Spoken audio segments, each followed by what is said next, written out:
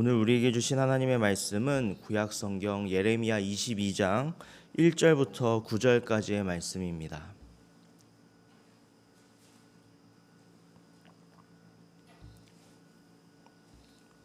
구약 성경 1084쪽에 예레미야 22장 1절부터 9절까지의 말씀, 제가 한 절, 여러분이 한 절, 한 절씩 교독하겠습니다.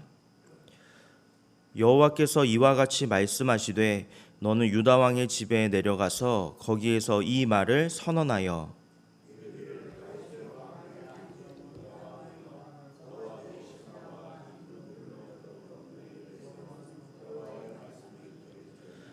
여호와께서 이와 같이 말씀하시되 너희가 정의와 공의를 행하여 탈취당한 자를 압박하는 자의 손에서 건지고 이방인과 고아와 과부를 압제하거나 학대하지 말며 이곳에서 무죄한 피를 흘리지 말라.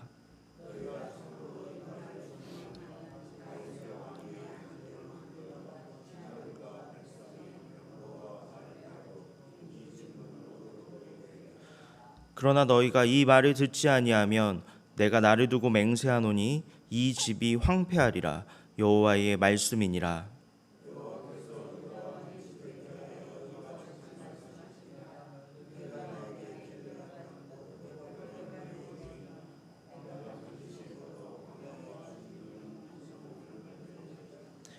내가 너를 파멸할 자를 준비하리니 그들이 각기 손에 무기를 가지고 내 아름다운 백향목을 찍어 불에 던지리라.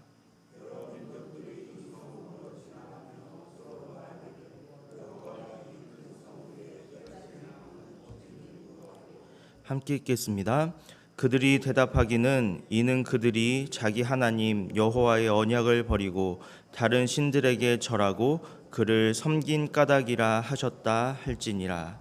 아멘.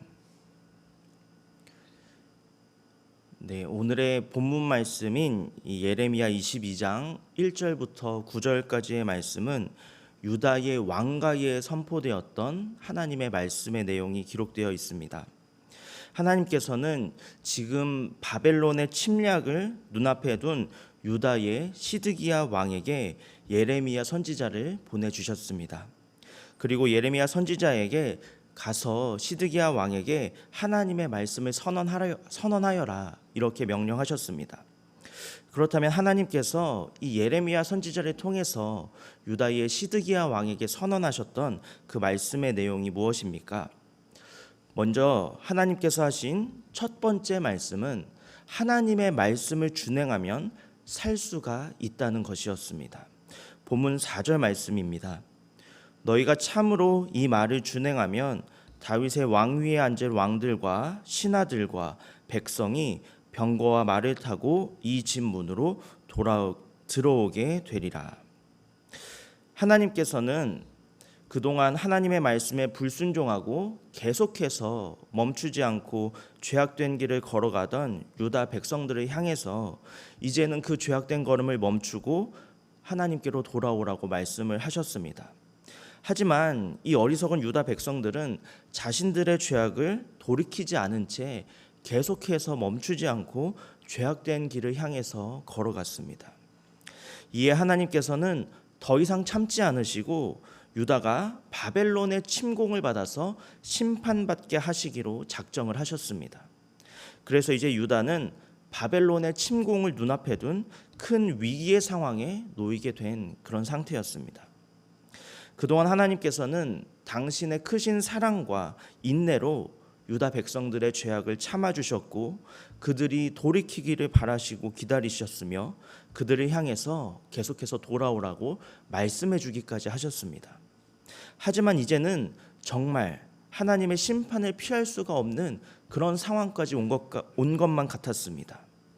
하지만 자비로우신 하나님께서는 이번에도 이 유다 백성들이 하나님의 심판을 피하고 살 수 있는 그 길을 열어주셨습니다. 하나님께서는 지금도 늦지 않았으니 하나님의 말씀을 준행하면 너희가 살 수 있을 것이다 이렇게 말씀하셨습니다. 하나님께서는 예레미야 선지자를 통하여서 유다의 시드기야 왕에게 하나님의 말씀을 준행하라 이렇게 선포하셨고 하나님의 말씀을 준행하면 다시 말을 타고 왕궁의 문으로 들어오게 되는 것처럼 유다 왕국이 심판을 피하여서 멸망하지 않고 번영하게 되며 앞으로도 계속해서 존속할 수가 있을 것이다. 너희가 살 수 있을 것이다. 이렇게 약속을 해주셨습니다. 하지만 이와 반대로 하나님의 말씀을 준행하지 않으면 어떻게 된다고 말씀하셨습니까? 본문 5절 말씀입니다. 그러나 너희가 이 말을 듣지 아니하면 내가 나를 두고 맹세하노니 이 집이 황폐하리라. 여호와의 말씀이니라. 하나님께서는 예레미야 선지자를 통하여서 하나님의 말씀을 듣고도 준행하지 않으면 이 집이 황폐하게 될 것이다. 이렇게 말씀하셨습니다. 여기에서 이 집이란 왕의 집, 다시 말해서 왕의 가문을 뜻하는 것입니다. 즉 하나님께서는 왕의 가문이 황폐하게 될 것이다. 이렇게 말씀을 하신 것인데 이때 사용된 황폐라는 단어는 히브리 원어로 호르바라는 단어입니다. 이 호르바라는 단어는 어떤 뜻을 가지고 있냐면 아무것도 남지 않고 철저하게 완전히 두 번 다시 복구할 수 없을 정도로 파괴가 된다. 이런 뜻을 가지고 있습니다. 즉 하나님의 말씀을 듣고도 그 말씀에 준행하지 않으면 이 시드기야 왕의 가문이 완벽하게 두 번 다시 복구할 수 없을 정도로 철저하게 파괴가 되어서 이제 앞으로는 어떤 희망도 품을 수가 없게 될 것이다. 이렇게 말씀하신 것입니다. 이처럼 바벨론의 공격이라는 위기 앞에서 이 위기에 빠진 유다 백성들과 시드기야 왕의 가문이 앞으로도 계속해서 존속할 수 있는 그 방법은 오직 하나님의 말씀을 준행하는 것, 그것 하나뿐이었습니다. 하지만 하나님의 말씀을 듣고 준행하라는 이 준엄한 하나님의 명령에도 불구하고 시드기야 왕은 끝까지 하나님의 말씀을 준행하지 않았습니다. 시드기야 왕은 바벨론에게 항복하라는 하나님의 말씀에 순종하지 않았고 결국에는 자신의 뜻대로 애굽을 의지하기로 결정했기 때문입니다. 그 결과가 무엇입니까? 예루살렘 성은 바벨론에 함락되었습니다. 시드기야 왕은 사람들의 눈을 피해서 밤중에 도망을 갔지만 여리고 평지에서 포로로 붙잡히게 되었습니다. 그리고 자신의 눈앞에서 그 자신의 아들들과 유다의 귀족들이 죽임당하는 것을 바라볼 수밖에 없었습니다. 그리고 시드기야 왕은 두 눈이 뽑힌 채로 바벨론으로 끌려갔다고 예레미야 38장에서 설명하고 있습니다. 이처럼 하나님의 말씀을 듣고도 준행하지 않는 자는 이렇게 비참한 최후를 맞이할 수밖에 없다는 것입니다. 하지만 이 시드기야 왕과는 달리 하나님의 말씀에 절대적으로 순종했던 사람이 있습니다. 그 사람은 바로 이스라엘 백성들을 가나안 땅으로 인도했었던 여호수아입니다. 여호수아는 하나님의 말씀을 들으면 절대적으로 순종했던 사람입니다. 하나님께서는 여호수아에게 율법을 다 지켜 행하고 우로나 좌로나 치우치지 말아라 이렇게 명령하셨습니다.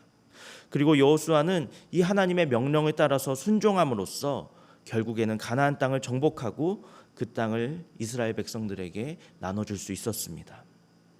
이처럼 하나님의 사람 여호수아가 형통할 수 있었던 이유는 그가 하나님의 말씀을 듣고 준행했기 때문입니다.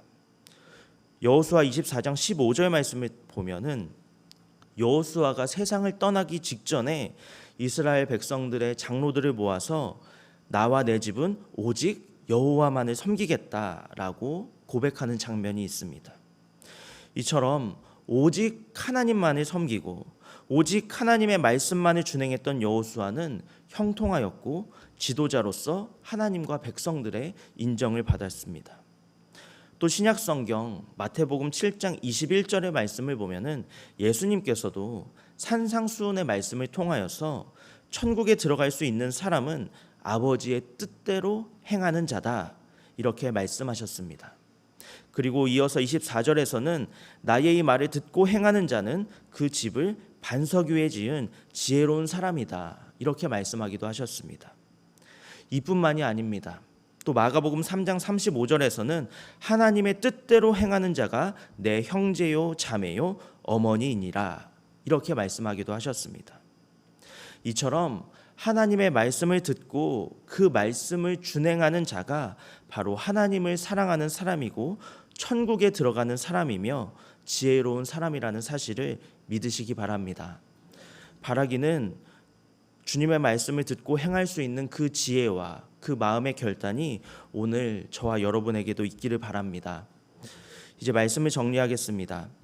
하나님께서는 예레미야 선지자를 통하여서 유다의 시드기야 왕에게 하나님의 말씀대로 준행하면 살 수가 있을 것이고 하나님의 말씀을 듣지 않으면 결국에는 망하게 될 것이라 이렇게 분명히 전해주셨습니다. 이처럼 죽음과 멸망의 위기 속에서 우리가 살 수 있는 유일한 방법은 오직 하나님의 말씀을 듣고 그 말씀대로 준행하는 것뿐입니다. 하나님의 말씀을 듣고 그 말씀대로 준행했었던 여호수아는 형통했지만 하나님의 말씀을 듣지 않았었던 시드기야 왕은 결국 망하고 비참한 최후를 맞이했음을 우리는 기억해야만 합니다. 오늘 우리가 살아가는 우리의 삶이 어떻게 평안하고 형통한 일들만 있겠습니까? 우리의 삶에 찾아오는 육신적인 아픔이나 어쩌면 영적인 위기, 또 사람들 사이에 관계적인 문제나 시험으로 인해서 우리의 마음에 불안이 찾아올 수도 있습니다. 하지만 이러한 때일수록 우리는 두려워하기에 앞서서 하나님의 말씀을 듣고 준행해야 할 줄로 믿습니다. 오늘 우리가 들은 하나님의 말씀과 같이 하나님이 나의 도우심을 믿고 따라야만 합니다. 그렇게 우리가 하나님을 믿고 하나님을 의지하며 하나님의 말씀에 준행하며 나아갈 때 하나님께서 우리의 힘과 능력이 되어주실 줄로 믿습니다. 오늘 하루를 살아가시는 우리 모든 성도님들께서 하나님의 말씀을 준행함으로 인하여서 하나님께서 허락하시는 긍정적인 마음과 또 마음의 결단이 우리의 심령 가운데 가득하시기를 예수님의 이름으로 축복합니다. 함께 기도하겠습니다. 우리에게 변함없는 사랑과 은혜를 베풀어 주시는 신실하신 하나님, 오늘 우리에게 위기와 문제와 어려움을 극복할 수 있는 힘이 되는 말씀을 주심에 감사를 드립니다. 주님의 말씀을 의지하여서 오늘도 주님의 말씀을 준행하며 살아가겠습니다. 나를 둘러싼 상황과 환경은 변하지 않았더라도 내가 변했음을 믿습니다. 이전에는 위기의 순간에 좌절하고 낙심하였지만 이제는 위기의 순간에 하나님의 말씀을 묵상하고 하나님을 찬송하며 하나님의 말씀을 준행하겠습니다. 이제는 주님을 의지함으로 모든 문제와 위기를 이겨내겠습니다. 주님, 우리의 이러한 결단이 무너지지 않을 수 있도록 도와주시고 위기의 순간에 하나님의 말씀을 볼 수 있는 믿음을 허락하여 주시고 어떤 어려움이 있더라도 그 말씀에 완벽하게 준행할 수 있는 우리 모두가 될 수 있도록 역사하여 주옵소서. 예수님의 이름으로 기도합니다. 아멘.